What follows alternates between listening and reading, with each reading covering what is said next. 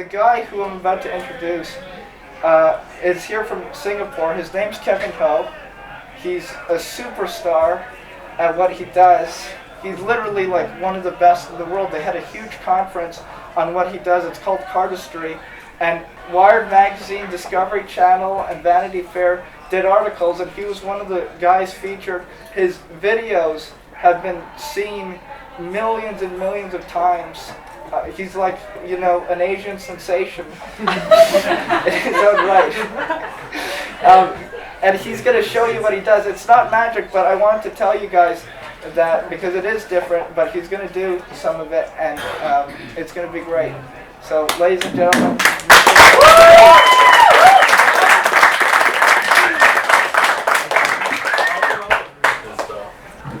As Maddie said, my name's Kevin, and I do cardistry. I actually had like a little T-shirt that was a sort of like a poem mnemonic for it. Cards come from paper, paper comes from trees, therefore cardistry.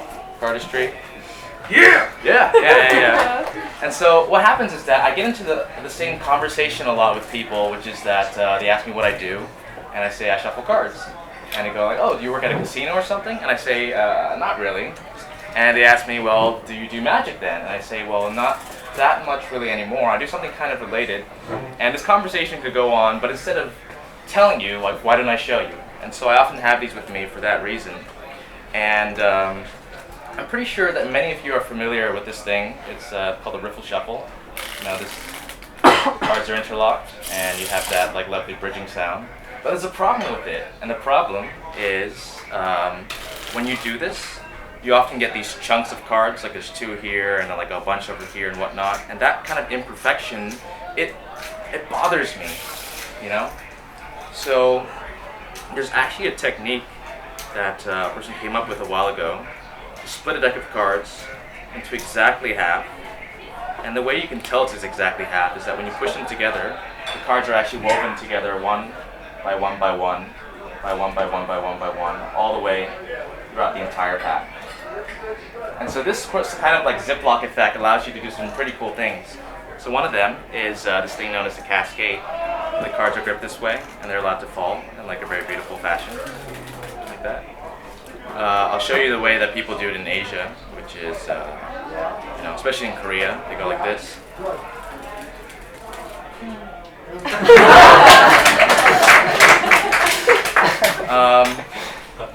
And that's the thing I love about cardistry, is because there's a line from art school, which is that when you draw two lines parallel to each other with a separation, it actually creates three lines because of the line in between. And cardistry is all about exploring the spaces in between the cards. So I'm about to show you one of my favorite things to do with cards.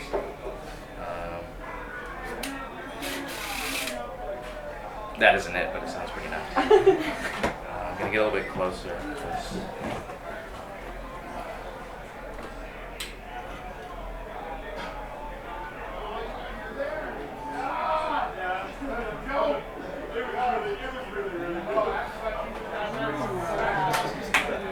Thank you.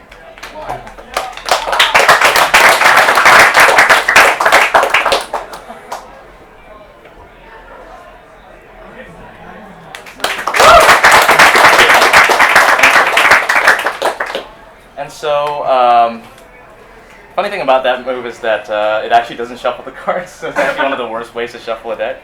But I think that's a lot of the fun of exploring things with cardistry, because the truth is I'm really crap at card games. I don't know how to play blackjack or poker or anything, so if you were to actually take me on in a card game, I would lose flat out. But this sort of thing is actually a pretty good defense against that sort of thing. Like when people see you do something like this here, they go like, oh, I would never want to play with cards with you. And I'm like, yeah, me neither. Lose right away. So I'd like to introduce you guys to the different genres of cardistry. You know, most people, when they think of cardistry, or they imagine like, you know, people who are skilled with the deck of cards, they imagine this classic thing, the spring. And there's actually a few different styles of how to do this. So one of the styles is just to do a simple kind of accordion effect. You know, you got the accordion, and then you have the sort of follow through where you like, you know, just drop them all the way this year. And you know, there's also the my friend Andre in Vegas. He comes from a kind of circusy sort of family, so he does the golf. You know, and the golf one is basically you got to have a bit of a stance for it, and it goes like this. Right? But it's a little too intense for me. Oh, and you can do the behind the back one. Let me see. And then back up. Thank you. From the behind, it looks like this. It shows you the importance of sound design. And there's also the upside down one over here. And there is something that I've been doing lately. I've never done this in front of that many people before, meaning that I've never potentially failed in front of this many people before, but you take your risks. And it's this thing that my friend Andrew from Portland came up with called the spring triangle.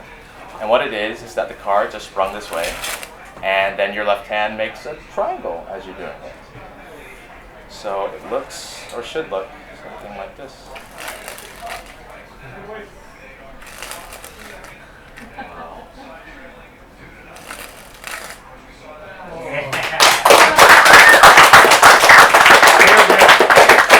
Third time's the charm. Yeah. And that's another one of the things that is really fascinating about what you can do with the deck of cards. Because pretty much anything that you can imagine, you can make, if you have a really limited imagination.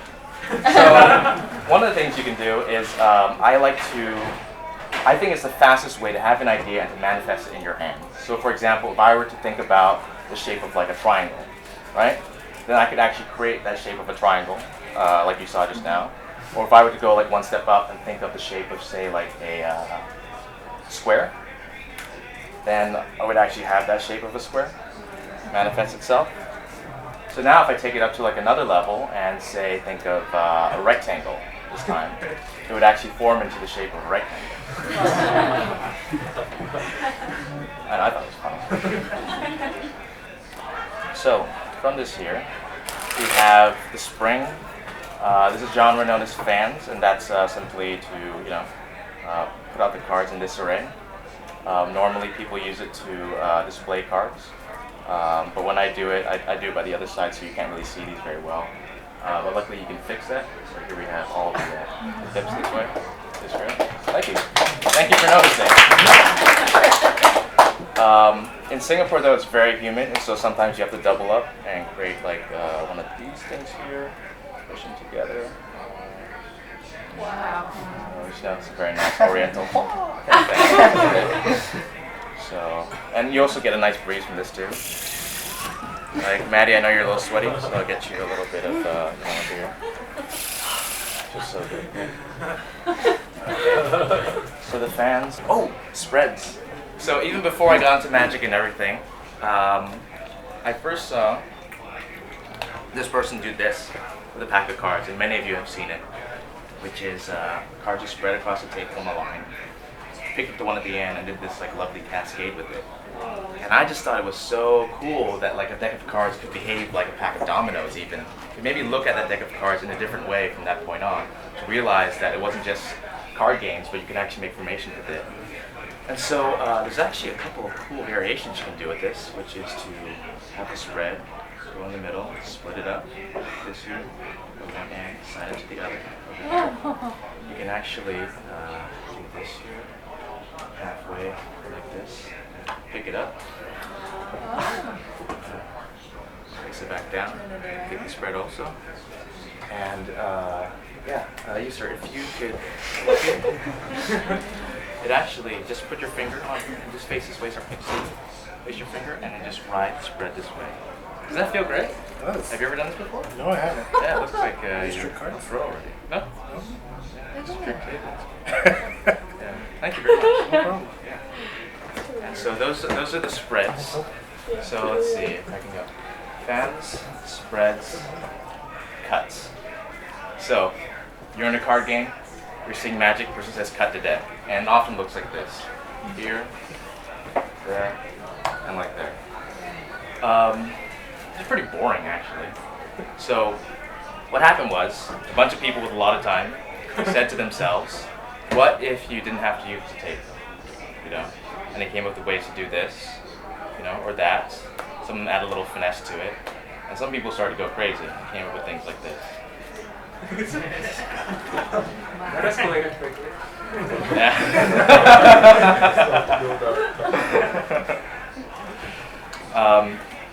And these crazy contractions are called cuts, and one of the current sort of crazy trends that have been coming up in cardistry lately is the idea of the one-handed cut.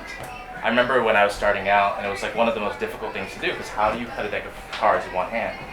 And so the original one that this guy called Charlier came up with was to separate the deck like this, to lever the bottom up, and to let it fall gently on top of it.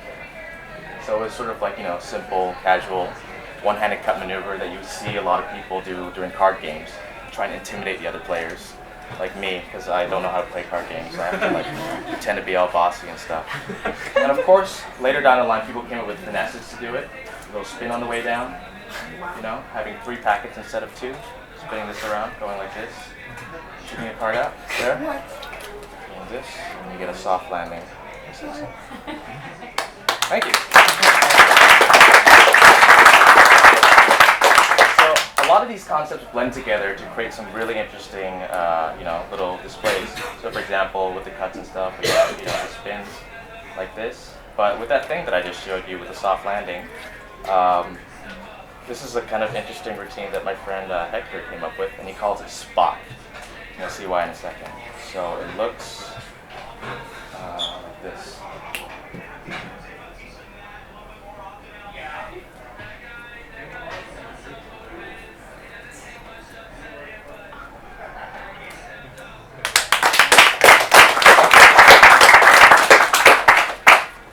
So I'm gonna finish. Whoa. Water wheel? Water wheel. I can't do water wheel. But I'm looking at this phrase here, jazz, and I think that it describes a lot of what I try to do when I'm trying to come up with an original flourish.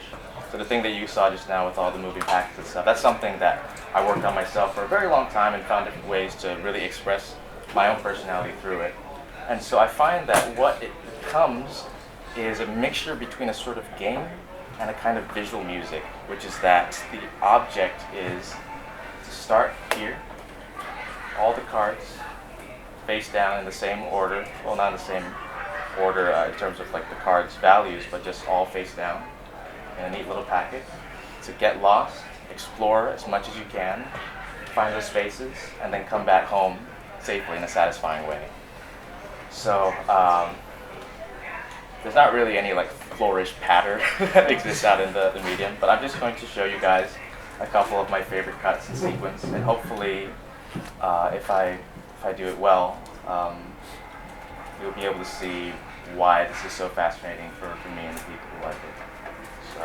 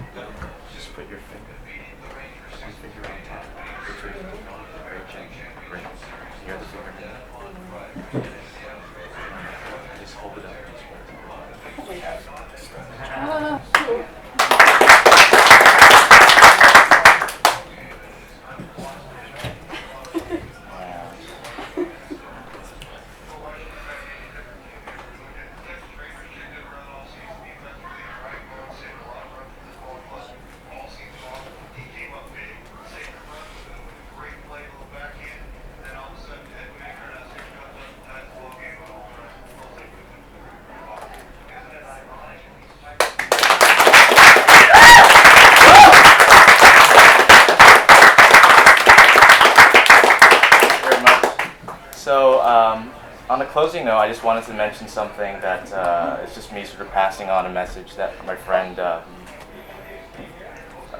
bit of wisdom my friend passed me a long time ago, which is I was sitting with a friend from France at the airport in Singapore, and he said to me, like, it's just so amazing that, like, if you think about it, this right here, it's the best passport in the world. Everywhere you go to, as a card person or a magician, you find friends, and they're always welcoming, and you always have the same interests. And I feel that way when I'm here, and Mahdi has me as his guest to perform at this spot. And I'm a huge fan of Mahdi, huge fan of Chris, and you guys will be too after this. And I'm just really grateful to be able to share Cardistry with you guys. And thank you so much for watching.